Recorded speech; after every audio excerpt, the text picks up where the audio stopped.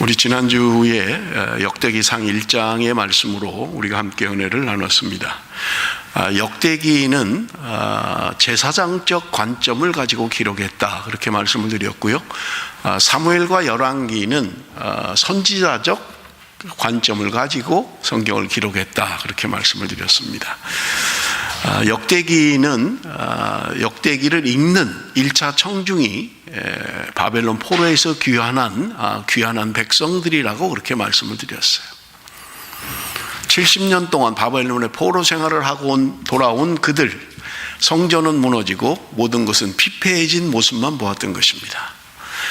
그들을 향하여 하나님께서 소망과 위로의 메시지를 전하는 것이 역대기다, 그렇게 말씀을 드렸어요. 그래서 역대기는 지금 포로에서 돌아온 그들에게 소망과 위로와 격려의 메시지를 전하고 있는 말씀이다, 그렇게 이해를 하시면 될 것 같습니다.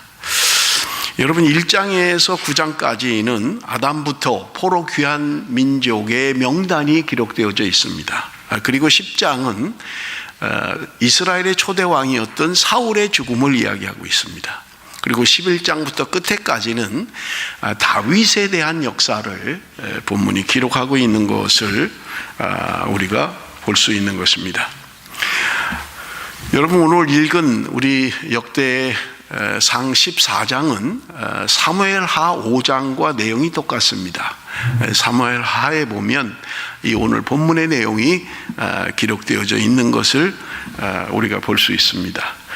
그런데 지금 그 14장을 우리가 읽었는데 13장의 내용이 뭐냐면 법궤를 운반하는 내용으로 되어져 있습니다. 그리고 오늘 읽은 이 본문이 이제 14장이고요. 15장은 다시 법궤를 운반하는 내용이 기록되어져 있어요.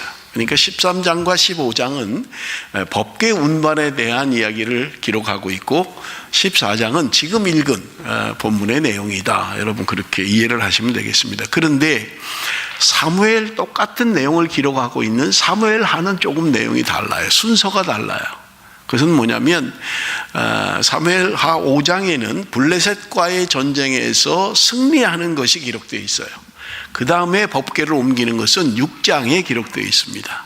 그러니까 블레셋과의 전쟁을 치르고 난 다음에 그 다음에 법궤가 운반되는 것으로 순서적으로 기록이 되어 있다면 역대기는 조금 다르게 기록하고 있는 거예요. 법궤 운반하는 사건이 있고 그 다음에 지금 우리가 읽은 14장 블레셋과의 전투 하는 내용이 기록되어져 있습니다. 그리고 15장에 다시 법궤를 운반하는 내용으로 기록되어져 있다는 이야기예요. 그러면 왜 사무엘하와 역대기는 순서에 있어서 조금 차이가 있는 걸까? 분명히 어떤 의도를 가지고 역대기를 기록한 것이 아닌가, 그렇게 우리가 이해할 수 있을 것입니다. 그렇다면 여러분, 전제로 말씀을 드린 것처럼 역대기는 지금 포로에서 돌아온 귀한 백성들에게 위로와 소망과 격려의 메시지라고 그렇게 말씀을 드렸어요. 자, 그런데 지금 역대기 순서를 보면 법궤를 운반하는 과정이 13장에 기록되어 있습니다. 다윗이 지금 다윗성을, 여부스를 공격하고 다윗성에 안착을 했어요. 이제 완전히 하나의 나라로 다윗이 왕으로 즉위를 한 것입니다. 그랬을 때 다윗이 먼저 생각한 것은 뭐였냐면 법궤를 다윗성으로 운반하려는 계획을 가지고 있었던 거예요. 그래서 이것을 전국적으로 온 국민이 이 일에 참여하도록 했던 것입니다. 그런데 그만 그 법궤를 옮기는 과정에서 소가팀으로 말미암아서 법궤가 떨어지려고 하니까 옆에 따라가던 웃사가 그 법궤 떨어지는 것을 손으로 막았던 거예요. 그런데 그것으로 말미암아 하나님이 웃사를 쳐서 죽이는 사건이 13장에 기록되어져 있는 거예요. 다윗은 화가 나서 법궤 옮기는 거고 뭐고 다 때려치고 그냥 다윗성으로 돌아간 거예요. 그게 13장의 내용입니다. 그리고 지금 14장에 나오는 이야기는 여러분 1절과 2절은 다윗이 이제 왕궁을 세우는 장면이 1절, 2절에 기록되어 있고요. 3절에서 7절까지는 다윗이 예루살렘에서 낳은 자녀들의 이름이 기록되어져 있습니다. 8절부터 17절까지는 두 번의 블레셋 침공에 대한 이야기를 이야기하고 있는데 하나님께서 그들에게 승리를 주셨다는 내용이 여러분 기록되어져 있는 거예요. 그리고 15장에는 다시 다윗이 법궤를 다윗성으로 옮겨가는 장면이 15장에 기록되어 있어요. 그러면 지금 역대기를 기록한 이 사람은 지금 포로 귀한 백성들에게 소망과 희망의 메시지를 줘야 되는데 왜 지금 이런 순서로 사무엘과 다르게 기록하고 있느냐 하는 거예요. 다윗이 비록 실수를 하고 잘못한 것이 있지만 그럼에도 불구하고 하나님은 그를 축복하셔서 왕궁을 세우게 하고 자녀들을 축복하셨고 많은 자녀를 두었고 그리고 블레셋과의 전쟁에서 승리했다라고 하는 내용을 바꾸어서 놓았던 거예요. 왜냐하면 지금 포로에서 돌아온 그들에게 희망과 소망을 주기 위해서 그런 거예요. 다윗이 인간적으로 실수한 것도 있지만 하나님은 그를 축복하셔서 승리케 하셨고 자녀를 많게 하셨고 왕궁을 세우게 하셨다라고 하는 것이 그 당시에 포로에서 돌아온 절망하고 있는 이스라엘 백성들에게는 소망과 위로의 메시지가 된다는 말입니다. 그래서 지금 역대기는 뭔가 순서를 조금 다르게 이야기하고 있는 거예요. 그래서 여러분 14장의 결론은 17절입니다. 여러분 우리 17절을 다시 한번 읽겠습니다. 우리 읽었습니다마는 다시 한번 17절 말씀을 다시 읽겠습니다. 다 같이 시작. 다윗의 명성이 온 세상에 퍼졌고 여호와께서 모든 이방 민족으로 그를 두려워하게 하셨더라. 지금 다윗이 얼마나 강대한 나라가 됐는지를 마지막 결론으로 이야기하고 있는 거예요. 그러나 여러분 우리가 분명히 알아야 될 것은 뭐냐면 포로에서 귀환한 일자 청중들에게는 이 말씀이 그들에게 위로와 격려의 소망의 메시지가 되는지 모르지만 오늘을 살고 있는 우리들에게는 어떤 메시지를 주고 있는지를 우리는 살펴야 된다는 말입니다. 그래서 오늘 본문 1절 2절 말씀을 우리가 한번 다시 볼 텐데 두로왕 히람이 다윗에게 사신들과 백향목과 석수와 목수를 보내 그의 궁전을 건축하게 하였더라. 다윗이 여호와께서 자기를 이스라엘의 왕으로 삼으신 줄을 깨달았으니 이는 그의 백성 이스라엘을 위하여 그의 나라가 높이 들림을 받았음을 알미였더라. 여러분 1절에 보면 두로왕 히람이라고 하는 사람이 사신을 보냈다고 이야기합니다. 백향목이라는 좋은 목재를 보냈고요, 목수와 석수를 보내서 왕궁 짓는 데 도움을 주었다, 그렇게 이야기하고 있습니다. 여러분 보십시오. 여러분 다윗이라고 하는 사람, 그 주변의 나라들이 그렇게 대단하게 생각하지 않는 사람이었어요. 여러분 다윗이 무슨 내놓을 만한 게 있습니까? 그저 그는 목동이었어요. 양을 치는 사람이었어요. 그의 집안도 그렇게 대단한 집안 아니에요. 무슨 공부를 많이 한 학식이 있는 사람도 아닙니다. 그래서 주변 사람들이 그렇게 별로 대수롭게 생각하지 않는 거예요. 무슨 내놓을 만한 무슨 로얄 패밀리도 아니고요, 무슨 공부를 많이 한 무슨 지식의 사람도 아니고요, 그저 양이나 치던 사람이에요. 그러니까 주변의 사람들이 다윗이라고 하는 사람을 생각할 때 그렇게 대단하게 생각하지 않는 거예요. 그런데 그가 지금 이스라엘을 통일을 하고 왕이 됩니다. 주변의 나라들을 쳐서 승리하는 거예요.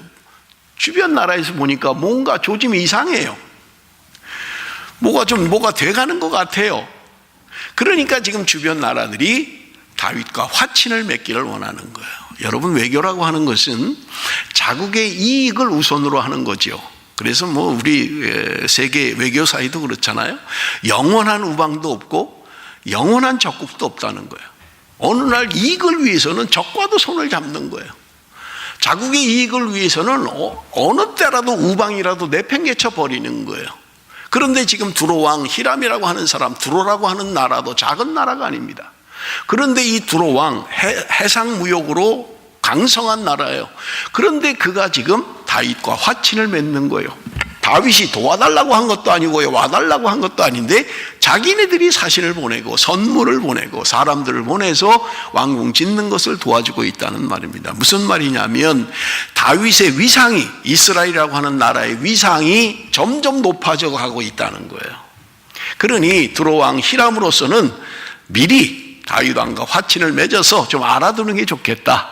그래야 자기 나라에 유익이 될 것이고 불리하지 않을 것이다 라는 생각 때문에 지금 두로왕 히람이 다윗에게 조공을 보내고 사신을 보내고 그렇게 석수와 목수를 보내서 왕궁 짓는 것을 도왔다, 그렇게 이야기하고 있는 것을 우리는 볼 수 있는 것입니다. 여러분, 그런데 2절에 보면, 2절을 보십시오. 다윗이 여호와께서 자기를 이스라엘의 왕으로 삼으신 줄을 깨달았으니 이는 그의 백성 이스라엘을 위하여 그의 나라가 높이 들림을 받았음을 알미였더라. 지금 다윗의 고백이 뭐냐면 자기를 여호와께서 이스라엘의 왕으로 삼으신 줄 깨달았다, 이렇게 이야기해요. 여러분, 우리가 이미 지금 14장까지 오면서 역사를 알고 있잖아요. 다윗 왕은 이미 헤브론에서 왕이 돼서 7년 6개월을 다스렸습니다. 그리고 사울의 나라가 멸망함으로 말미암아 이스라엘은 명실공히 이제 통일된 나라가 되는 거예요. 그리고 그가 여부스를 공격해서 지금의 예루살렘입니다. 한 나라를 만들었던 거예요. 그러니 여러분, 다윗은 벌써 왕이 된 지가 벌써 7년 8년이 됐잖아요, 시간적으로 볼 때. 그런데 지금 다윗의 고백이 뭐예요? 자기를 이스라엘의 왕으로 삼으신 줄을 깨달았다, 지금 그렇게 이야기하는 거예요. 아니, 왕이 된 지 언젠데 뭘 그걸 이제 깨달아요? 왕 된 거 몰라서 지금 이제 내가 깨달았다, 그렇게 이야기를 하느냐고요. 문제는 여기 깨달았다는 단어에 있습니다. 여러분이 이 깨달았다라는 단어는 히브리어에 야다라는 단어를 쓰고 있는데요, 이건 뭐냐면 지식적으로 사람을 아는 걸 말하지 않아요. 이것은요, 경험적으로 사람을 아는 것을 말합니다. 경험적으로 알았다는 거예요. 하나님을 내가 지식적으로 안 게 아니에요. 관념적으로 하나님을 안 것이 아니라 경험적으로 하나님을 알았다는 거예요. 내가 목동 때도 하나님이 함께 계셨고, 사울의 칼을 피해서 도망 다닐 때도 하나님이 나와 함께 계셨을 뿐만 아니라 헤브론에서 왕이 됐을 때도 하나님이 함께 계셨지만, 지금 나라가 통일되고 수많은 일들을 경험하면서 하나님을 경험하고 보니 내가 이제 하나님을 더 깊이 알게 되었다, 그런 의미예요. 내가 전혀 몰랐는데, 하나님이 어떤 분인지 몰랐는데 왕이 되고 나서 하나님을 알았다, 그렇게 말하는 게 아니에요. 내 삶 가운데 이미 하나님을 알아왔지만 내가 왕이 되고 나서도 그 하나님을 경험적으로 깊이 알았다고 고백하고 있는 것입니다. 사랑하는 성도 여러분, 오늘 나는 하나님을 어떻게 알고 있습니까? 하나님을 내가 그저 관념적으로 지식적으로 알고 있습니까? 아니면 내가 하나님을 경험적으로 알고 있습니까? 여러분, 하나님을 경험으로 아는 사람은요, 하나님에 대해서 깊이 알 수 있는 거예요. 지식적으로 아는 것보다 경험적으로 하나님을 알 때 우리는 하나님을 깊이 알 수 있는 거예요. 우리 사람도 그렇잖아요. 그저 형식적으로 이름 알고 나이가 어떻고 뭐 하는 사람이고 공부를 어디까지 했고 그걸 안다고 이야기하지 않잖아요. 우리가 친구 사이에서도 나 그 사람 알아 라고 할 때 경험적으로 그 사람을 아는 사람이 그 사람을 진짜 아는 거죠. 지식적으로 아는 거야 그게 진짜 아는 거라고 이야기할 수 없는 것과 마찬가지입니다. 하나님을 경험적으로 깊이 다윗이 알아갔다, 그렇게 이야기하는 것을 오늘 본문이 우리에게 말씀하고 있는 것입니다. 여러분, 오늘 3절을 보십시오. 오늘 본문 3절에 보니까 우리 한번 같이 읽어볼까요? 3절 말씀 다 같이 시작. 다윗이 예루살렘에서 또 아내들을 맞아 다윗이 다시 아들들과 딸들을 낳았으니, 그리고는 이름들이 기록되어져 있는 거예요. 예루살렘에서 맞이한 아내들, 그리고 그 아내들로 말미암아 낳은 자녀들을 본문이 기록하고 있습니다. 여러분, 고대 근동 지방에서는 아내가 많은 것, 자녀가 많은 것이 자기의 신분을 나타내는 거예요. 그래서 돈이 많은 사람들은 아내를 많이 두는 거예요. 그래서 자녀를 많이 낳는 거예요. 땅이 넓은 것, 자녀가 많은 것이 자기의 상징이에요. 왕도 마찬가지입니다. 왕의 권위로 아내들을 많이 두고 자녀를 많이 낳는 것이 당시의 근동지방에서는, 고대 근동지방에서는 왕의 권위를 인정하는 거예요. 저 사람 잘 살아, 부자야 할 때 아내가 많다, 자식이 많다, 땅이 많다, 이것이 자기를 나타내는 표시였던 것입니다. 그래서 왕들은 아내를 많이 두지요. 몇십 명, 몇백 명씩 두고 있잖아요. 지금 그런데 다윗이 이렇게 많은 축복을 받았다라고 하는 것은 당시 포로에서 돌아온 귀한 백성들에게는 위로가 되고 큰 메시지가 되는지 모르지만 오늘을 살고 있는 우리들에게는 전혀 그렇지 않습니다. 여러분, 다윗이 많은 아내를 두고 많은 자녀를 둔 것 때문에 어떤 어려움을 겪습니까? 자기가 낳은 자식이 자기가 낳은 딸을 강간하는 일을 당합니다. 자기가 낳은 자식이 배반을 해서 반역을 해서 쫓겨다니는 신세가 되어버리고 마는 거예요. 많은 자식으로 인해서 어려움을 겪었던 것이 다윗의 인생이었던 것입니다. 그렇다면 여러분 신명기 17장 16절에서 18절에 보면 왕이 되는 자에 대한 규정이 기록되어 있어요. 여러분 신명기는 왕이 있지도 않을 때입니다. 이스라엘 백성들이 지금 광야에 있을 때예요. 그런데 그때 이미 왕에게 주시는 교훈들이 있는 거예요. 그런데 그 왕은 여러분 신명기 17장에 보면 첫째, 병마를 많이 두지 마라. 왕이 되는 사람은 병마를 많이 두지 말라는 거예요. 군사를 많이 두지 말고 말을 많이 갖지 말라는 거예요. 여러분 왕이 가장 믿을 수 있는 게 뭐예요? 병사들이잖아요. 병사들, 군사력이잖아요. 그 나라가 부강하다라고 하는 것은 군사력이 뛰어나야만 하는 거예요. 그러려면 군사가 많아야 되고 말이 많아야 되는 거예요. 여러분 그 당시의 전쟁은 말이라고 하는 것은 이제 신속하게 달릴 수 있는 거죠. 기마병들을 많이 두는 것이 여러분 굉장한 힘을 가지고 있는 거예요. 그런데 하나님은 왕이 되는 자들에게 말씀하고 있는 거예요. 병마를 많이 두지 마라, 그렇게 이야기하는 거예요. 왜 그렇습니까? 하나님을 의지하고 하나님의 대리인으로 살아야 될 왕이 사람을 의지하고 군사력을 의지하고 말에 많은 것을 의지한다면 하나님이 기뻐하지 않는다는 거예요. 그래서 왕이 된다면 너희들은 병마를 많이 두지 마라, 그렇게 말씀하셨던 것이에요. 두 번째는요, 아내를 많이 두지 마라. 그 마음이 미혹되게 하지 마라. 아내가 많으면 마음이 미혹된다는 거예요. 그래서 하나님이 왕정 제도가 있기도 전에 하나님이 말씀하신 게 뭐냐? 아내를 많이 두지 마라 라고 했던 것입니다. 하나님을 기쁘시게 해야 되고 하나님의 대리인으로 하나님과 함께 해야 될 사람이 아내를 많이 두면 쾌락에 빠지게 된다는 거예요. 그래서 아내를 많이 두지 말라고 성경은 우리에게 말씀하는 거예요. 세 번째는요, 은금을 많이 두지 마라. 은금을 너무 많이 갖고 있으면 안 된다는 거예요. 돈이 너무 많으면 이 또한 하나님을 의지하지 않게 된다는 말입니다. 돈으로 자기를 나타내려고 하게 되는 거예요. 그래서 하나님이 금하신 것들이에요. 그게 뭐예요? 병마를 많이 두지 마라. 아내를 많이 두지 마라. 은금을 많이 갖지 마라. 이게 왕에게 주는 요건인 것입니다. 그러면서 마지막 18절에 더 중요한 것이 있는데, 왕은 언제나 하나님의 말씀을 등사해서 옆에다 두고 말씀을 늘 배우고 말씀을 읽고 늘 말씀대로 실천하라고 성경은 우리에게 말씀해 주고 있는 거예요. 이게 왕에게 주는 교훈입니다. 그런데 다윗은 아내를 많이 둠으로 말미암아 하나님의 말씀을 어겼던 것입니다. 포로에서 돌아온 백성들에게는 그것이 위로가 되고 하나님이 이렇게 축복했다, 자녀들이 이렇게 많아졌다, 당시 고대 근동의 사람들의 생각으로는 그렇게 할지 모르지만 오늘 이 본문을 대하는 저와 여러분은 그런 적용을 하면 안 된다는 거예요. 여러분 아내를 많이 두면, 성경이 금하고 있는 것을 행하면 그의 결말이 여러분 쉽지 않게 된다는 말입니다. 말씀드린 것처럼 아들이 많음으로, 자식이 많음으로 다윗이 얼마나 어려움을 겪고 살았는지를 우리는 너무나 잘 알고 있는 것입니다. 여러분 오늘 8절, 9절, 8절부터는 마지막까지 이제 블레셋의 침공에 대한 이야기를 기록하고 있습니다. 여러분 8절, 9절 우리 한번 같이 읽어봅니다. 8절, 9절 말씀 다 같이 시작.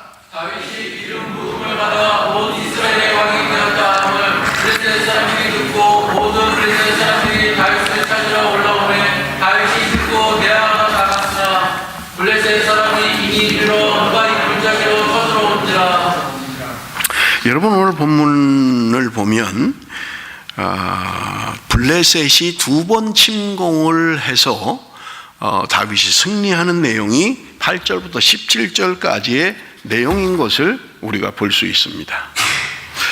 자, 그런데 여러분 지금 다윗이 기름 부음을 받아 온 이스라엘의 왕이 되었다 함을 블레셋 사람들이 듣고 모든 블레셋 사람들이 다윗을 찾으러 올라오매 다윗이 듣고 대항하러 나갔으나 블레셋 사람들이 이미 이르러 르바임 골짜기까지 쳐들어왔다, 이렇게 기록하고 있는.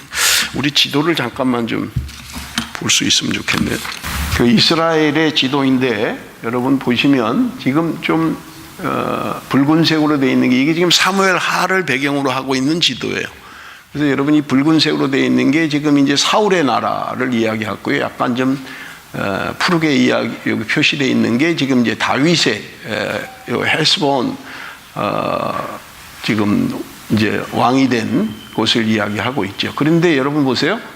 여기 르바임이라고 요 글자가 있잖아요. 요 르바임까지 쳐들어왔다는 거예요. 르바임 골짜기까지. 그런데 여러분 여기 보시면 여부스라고 하는 것이 있어요. 여기가 여기 베들레헴이라고 해도 잘 안 보이시죠? 저도 잘 안 보이는데 요 여부스라고 하는 곳이 지금 헤브론에 있다가 여부스를 공격을 해서 다윗성을 세운 곳이 여부스입니다. 그리고 이 여부스라고 하는 것은 후에 예루살렘이라고 이제 지칭이 됩니다.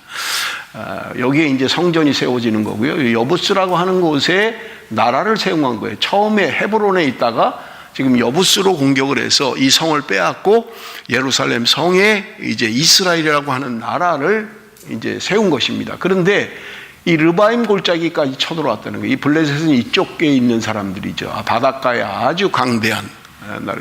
여기까지 쳐들어온 거예요. 곧 지금 이제 성이 함락될 수 있는 르바임 골짜기까지 쳐들어왔다는 거예요. 여러분, 블레셋이라고 하는 나라는 작은 나라가 아니에요. 이스라엘로서는 감당하기 어려운 나라입니다. 강성한 나라입니다. 그런데 그들이 지금 르바임 골짜기까지 쳐들어온 거예요. 곧 지금 이제 멸망을 당할 수 있는 그런 위치까지 왔다는 말입니다.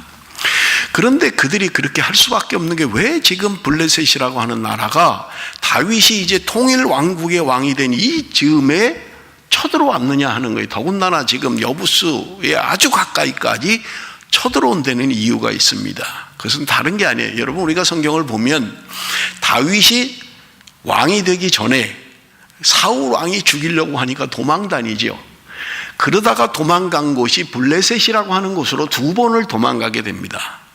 그런데 첫 번째 도망갔을 때는 사울은 지금 다윗을 죽이려고 추격을 해오고 있고요.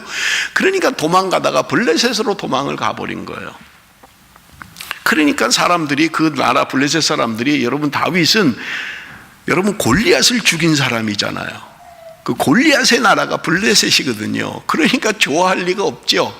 그러니까 저거 뭐가 이상하다 좀 의심을 하니까 다윗이 침을 흘리고 그냥 그 막대기에다가 그냥 몸을 하면서 미친 채를 했던 거예요. 그게 블레셋 가드라고 하는 나라, 아기스 왕이 다스리는 가드라고 하는 나라에 가서 그런 일을 했던 거예요. 그리고 또 한 번은 여러분 우리가 철야 때 말씀드린 것처럼 시글락이라고 하는 곳 변방에 그 가드 나라의 가드가 다스리는 나라의 아주 변방이에요. 다윗이 가서 그때는 이미 병력도 한 600명 정도 될 때예요. 가드왕에 찾아가서 아기스에게 찾아가서 사정을 합니다. 내가 왕과 같은 도성에서 살기를 원치 않습니다. 그냥 시골에 조그만 땅 하나만 주면 우리 그냥 거기서 내 가족들과 나를 따르는 군사들과 거기 살 테니까 그 땅을 좀 주십시오. 그래서 얻은 게 시글락이라고 하는 곳이에요. 거기서 다윗이 1년 4개월 동안 머물렀던 거예요. 그때 이제 35만이라는 병력으로 굉장히 나라가 커지죠. 그런데 여러분 지금 블레셋이 쳐들어온 이유는 다른 게 아니에요. 다윗이 자기네들이 볼 때 미친 짓 하던 녀석이었던 거예요. 그냥 별 볼 일 없어서 자기네 나라 저 시골 구석에 땅 한 떼기 줘서 살던 그 친구예요. 그런데 지금 그 친구가 이스라엘 통일 왕국의 왕이 됐다는 소식을 들은 거예요. 그러니까 블레셋이 지금 공격을 하는 거예요. 왜? 내가 너를 잘 아는데 너 옛날에 우리나라 와가지고 살겠다고 미친 짓까지 하고 살려달라고 그 시골 변방에 그렇게 살던 너 아니야? 네가 왕이 됐다고 지금 큰 소리를 쳐? 너 아예 처음부터 저 다윗을 좀 꺾어놔야 된다. 나라가 더 커지기 전에 손 좀 봐야 된다. 블레셋이라고 하는 나라가 어떤 나라인지 좀 알아야 된다 해서 지금 쳐들어온 거예요. 지금 이스라엘이 이제 통일된 즉위 초기에 있었던 일이에요. 그런데 여러분 보세요. 그럴 만도 하지요. 블레셋 입장에서는 옛날에 내가 잘 아는데 그 친구 옛날에 그랬는데 뭐 그럴 수 있잖아요. 내가 걔 옛날에 가르쳤는데 코 흘리고 그거 떨어진 과자 주워 먹고 그랬었는데 걔가 사업가가 됐대. 근데 옛날에 걔 그러지 않았는데 우리 얼마든지 그럴 수 있는 거예요. 블레셋이라고 하는 나라가 다윗을 그렇게 생각하고 있는 거예요. 그런데 이 강대한 나라가 쳐들어왔을 때 다윗의 태도를 보십시오. 여러분, 우리 한번 10절 같이 읽어봅니다. 10절 다 같이 시작. 하나님께 물어 이르되 내가 블레셋 사람들을 치러 올라가니까 주께서 그들을 내 손에 넘기시겠나이까 하니 여호와께서 그에게 이르시되 올라가라 내가 그들을 내 손에 넘기리라 하신지라. 자, 블레셋이 쳐들어왔어요. 자기네가 감당할 수 없는 강성한 나라입니다. 그러면 지금 한 나라의 왕이 된 다윗이 먼저 병력을 소집하고 비상 소집을 하고 전부 다 지금 전투태세를 갖춰라, 작전을 짜라, 뭐 이렇게 해야 되는데 다윗은 지금 하나님 앞에 기도하러 가고 있는 거예요. 여러분, 두 번 침공을 한 게 오늘 본문에 기록되어 있어요. 두 번째 침공했을 때도 14절에 보니까 다윗이 또 하나님께 묻자온대 하나님께 기도했다는 거예요. 적이 침공을 해서 자기를 지금 죽이려고 하고 있는데 다윗은 지금 하나님 앞에 기도하고 있는 것입니다. 여러분, 역대기가 뭔가를 우리에게 말씀해 주는 것 가운데 여러분, 사울 왕의 죽음을 역대기가 이야기하고 있습니다. 그런데 사울 왕의 죽음을 보십시오. 사울 왕은 똑같은 블레셋이 쳐들어왔을 때예요. 그런데 사울 왕은 블레셋이 쳐들어오니까 무서워서 변장을 하고 무당에게 찾아가서 내가 이길 수 있겠는가? 무당에게 찾아가서 물었던 거예요. 이것이 사울의 죽음의 원인이었던 것입니다. 여러분, 역대상 10장 13절 14절을 보겠습니다. 우리 한번 같이 읽어볼까요? 다 같이 읽습니다. 시작. 사울이 죽은 것은 여호와께 범죄하였기 때문이라. 그가 여호와의 말씀을 지키지 아니하고 또 신령한 자에게 닥치기를 청하고 여호와께 믿지 아니하였으므로 여호와께서 그를 죽이시고 그 나라를 이스라엘 아들 다윗에게 넘겨주셨더라. 사울의 죽음의 원인을 역대상은 이야기합니다. 그가 하나님 앞에 범죄했기 때문이다. 그가 죽은 이유는 다른 게 아니라 역대기를 쓴 사가의 입장에서 볼 때 그는 하나님 앞에 범죄했다는 거예요. 하나님의 말씀을 지키지 않았다. 그리고 그는 무당에게 찾아가서 가르침을 받았다는 거예요. 하나님께 묻지 않았다는 말입니다. 어려움을 당할 수 있습니다. 고난이 올 수 있습니다. 적이 침공해 올 수 있어요. 그럴 때 하나님의 사람은 하나님께 물어야 되는데 무당에게 물었다는 거예요. 하나님께 묻지 않았다고 성경은 우리에게 말씀하고 있는 것입니다. 사랑하는 성도 여러분, 우리가 살면서 어려움을 만날 수 있습니다. 그럴 때 나는 누구를 찾습니까? 인간적인 방법으로, 세상적인 방법으로 해결해 보겠다고 이리 뛰고 저리 뛰고 하지는 않습니까? 내가 어려움을 당할 때, 고난을 당할 때, 문제를 만났을 때 하나님 앞에 나가서 하나님께 기도하는 사람. 다윗은 블레셋이라고 하는 나라가 두 번이나 쳐들어왔을 때 그는 하나님께 물었던 것입니다. 사울과는 너무나 대조적이에요. 사울은 무당을 찾아가고 두렵고 떨려서 그렇게 처신했던 사울에 비하면 다윗은 믿음으로 하나님 앞에 나갔고 하나님께 물었고 하나님께 기도하며 하나님의 도움을 간구했다라는 말입니다.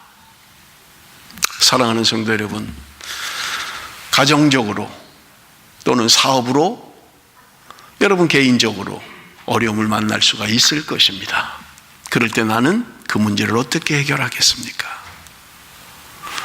다윗은 하나님 앞에 기도했다, 그렇게 이야기하고 있는 것을 우리는 볼 수 있습니다. 여러분, 다윗이 얼마나 신앙의 사람이었는가를 증명해 주는 것이 12절입니다. 여러분, 12절 말씀 우리 한번 봅니다. 블레셋 사람이 그들의 우상을 그곳에 버렸으므로 다윗이 명령하여 불에 사르니라. 여러분, 당시의 사람들은 전쟁에 나갈 때 우상을 하나씩 가지고 있었던 거예요. 뭐 지금도 그런 사람들이 있잖아요. 부적처럼, 뭐 수호신처럼 내가 이것만 가지고 다니면 이게 나를 뭔가 지켜줄 것 같이. 전쟁에 나가는 사람들이 그런 걸 많이 갖고 다녔던 거예요. 이게 나를 지켜줄 거야. 그런데 전쟁에 패하면서 블레셋 사람들이 도망가면서 그 우상을 다 버리고 도망가 버린 거예요, 그냥. 블레셋 진영에 가보니까 사람들이 막 가지고 있던 그 우상들이 널브러져 있는 거예요. 물론 아주 운반하기 큰 것들은 가지고 다니기 어렵겠지만 개인적으로 가지고 있는 값나가는 것들도 있을 거예요. 그러면 개인적으로 유혹이 될 수 있죠. 요거 내가 하나 좀 가져가서 혹시 하나님이 나를 못 지켜주면 저 블레셋 사람들이 가지고 다니던 이 수호신이라도 나를 좀 지켜주는 것은 아닌가. 여러분, 선거 때만 되면 후보자들이 다 찾아다니죠. 자기 신앙과 관계없이 교회가 됐든 천주교회가 됐든 절이 됐든 다 찾아가는 거예요. 표 하나 얻으려고. 신앙이 아니죠, 그건. 뭔가 나를 지켜줄 수 있는 것. 그런데 다윗은 지금 명령합니다. 다 불질러 버려라. 그들이 가지고 있던 우상은 하나도 남기지 말고 아무리 아름답게 보여도 아무리 감나가는 것처럼 보여도 다 불태워버리라고 이야기하는 거예요. 하나님의 택한 백성들이 범죄할 기회를 주지 않는 거예요. 죄 지을 기회를 주지 않는 거예요. 바르게 살도록 하는 것입니다. 여러분, 우리가 블레셋이라고 하는 나라를 성경을 보면 참 이스라엘을 많이 괴롭히는 나라예요. 일찍이 자리 잡고 강성한 나라죠. 함의 후손들입니다. 이들이 자리 잡고 이스라엘을 공격하고 힘들게 하는 거예요. 여러분, 다윗도 마찬가지예요. 골리앗과 싸워야 됐고요. 그 주변에 블레셋과 싸워야 되는 게 숙명처럼 되어 있는 거예요. 그런데 여러분 보세요. 이 블레셋 때문에 다윗이라고 하는 사람이 하나님 앞에 나가게 되더란 말입니다. 얼마든지 교만해질 수 있고 얼마든지 하나님을 떠날 수 있는 상황이었음에도 불구하고 어려움 때문에 그는 하나님 앞에 기도하고 하나님 앞에 나가게 되더란 말입니다. 여러분, 말씀드린 것처럼 블레셋의 장수, 여러분 골리앗을 다윗이 물리쳤잖아요. 그것 때문에 지금 다윗이 명성을 얻기 시작합니다. 사울은 천천히요, 다윗은 만만이라는 이야기들이, 노래들이 돌기 시작하는 거예요. 지금 블레셋이 공격을 해오고 있습니다. 왕이 됐는데도 블레셋은 여전히 지금 공격을 하고 있는 거예요. 그런데 다윗은 그 블레셋의 공격 때문에 하나님 앞에 나가게 되고 무릎을 꿇게 되고 기도하게 되더란 말입니다. 사랑하는 성도 여러분, 우리가 살면서 때로 문제에 부딪힐 수 있어요. 어려움을 만날 때 있습니다. 내 인생에 저것만 좀 없으면, 내 인생에 저 문제만 좀 해결되면 뭐가 살 것 같아요. 될 것 같아요. 그런데 여러분, 그 문제 때문에 하나님 앞에 나가게 되지 않습니까? 그 어려움 때문에 하나님께 간구하게 되지 않느냐고요.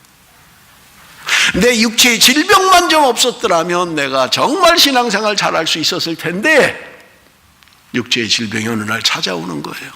그것 때문에 하나님 앞에 기도하게 되고 그것 때문에 하나님 앞에 더 가까이 가게 된다면 우리는 찬송의 가사처럼 이풍랑인연하여서 더 빨리 갑니다. 지금 문제를 당해서 어렵지만, 고난을 당해서 힘들지만 이 문제로 인해서 하나님 앞에 더 가까이 가게 된다는 거예요. 하나님을 찾게 되더란 말입니다. 그렇다면 다윗에게 있어서 블레셋이라고 하는 것은 저주만은 아닐 것입니다. 그것으로 인해서 하나님 앞에 더 빨리 갈 수 있고 하나님을 찾게 되고 하나님께 기도하는 자리에 가게 되더란 말입니다. 사랑하는 성도 여러분, 때로 내게 주어지는 블레셋, 여러분 생각을 바꾸십시다. 그 블레셋이 육체의 질병이든 사업의 어려움이든 학문의 어려움이든 그것 때문에 내가 하나님을 찾게 되고 하나님께 기도하게만 된다면 그것은 나에게 저주가 아니라 축복일 것입니다. 내 인생의 블레셋, 여러분 그것을 통해서 우리는 하나님 앞에 더 가까이 가야만 한다는 말입니다. 여러분 15절 말씀 우리 한번 보겠습니다. 15절 말씀 한번 봅니다. 뽕나무 꼭대기에서 걸음 걷는 소리가 들리거든 곧 나가서 싸우라. 너보다 하나님이 앞서 나아가서 블레셋 사람들의 군대를 치리라 하신지라. 두 번째 침공했을 때 다윗이 기도할 때 하나님의 응답이었어요. 그런데 여러분 여기 보세요. 너보다 하나님이 앞서 나아가서 블레셋 사람들의 군대를 칠 것이다. 전쟁은 다윗이 하는 거예요. 다윗의 군사들이 하는 거예요. 그런데 하나님의 응답은 뭐예요? 내가 너보다 앞서 나갈 것이다. 그리고 내가 앞서가서 너희들의 원수 블레셋을 칠 것이다. 하나님이 말씀하고 있는 거예요. 어려움을 당하고 있는 우리의 문제 앞에 하나님이 앞서가시겠다는 거예요.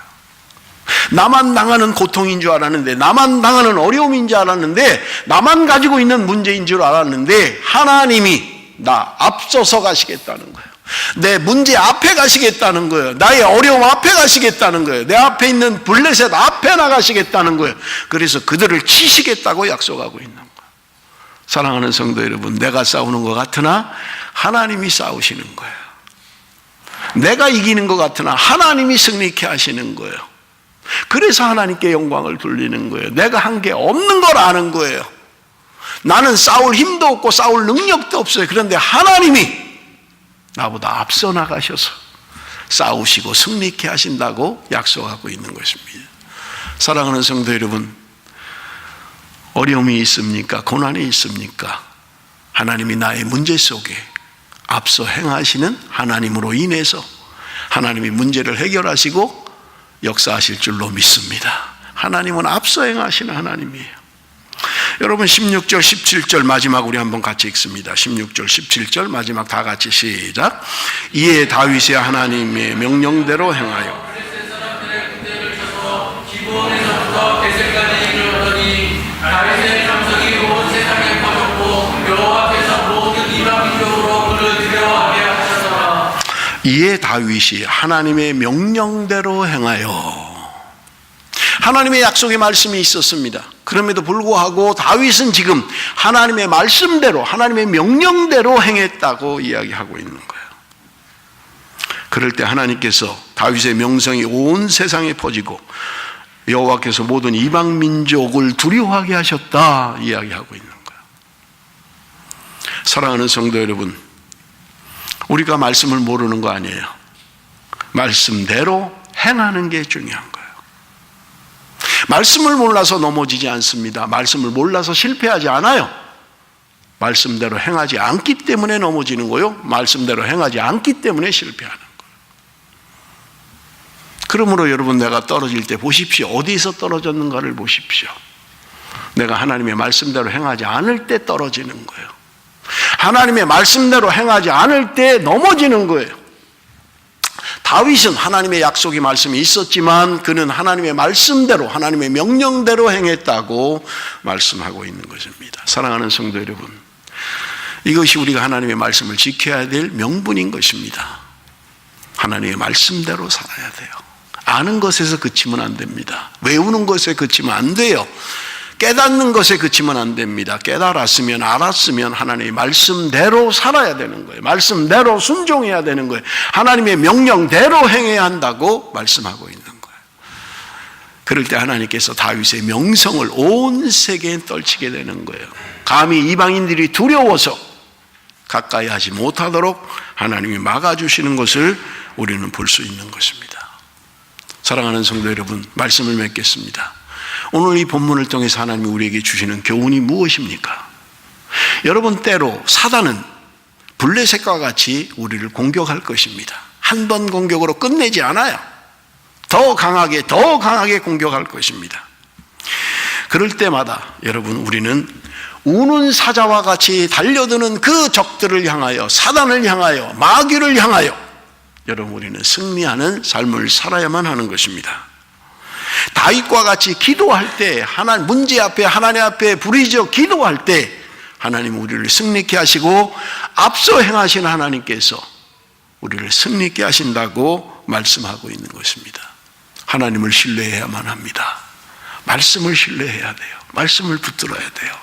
하나님 앞에 온전히 하나님 말씀을 신뢰하고 하나님의 말씀대로 순종하며 나갈 때 하나님께서 다윗을 통하여 위대한 역사를 이루신 것처럼 하나님은 오늘도 저와 여러분의 인생 가운데 하나님의 놀라운 역사를 이루실 줄로 믿습니다. 기도하겠습니다.